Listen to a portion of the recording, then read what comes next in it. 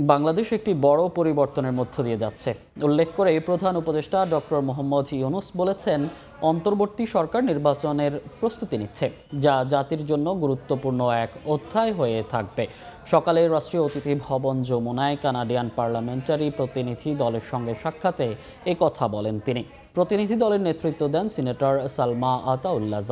এ সময় প্রধান উপদেষ্টা প্রতিনিধি দলকে চলমান সংস্কার কার্যক্রম এবং আগামী ফেব্রুয়ারির নির্বাচনের প্রস্তুতি সম্পর্কে অবহিত করেন। ডক্টর ইউনূস রোহিঙ্গা জনগোষ্ঠীর প্রতি কানাডার অব্যাহত সমর্থনের জন্য ধন্যবাদ জানান। প্রধান উপদেষ্টা বলেন, রোহিঙ্গা সংকটের ৮ বছর পার হয়েছে, তাদের স্বদেশে প্রত্যাবর্তনই একমাত্র কার্যকর সমাধান, এর কোনো বিকল্প নেই।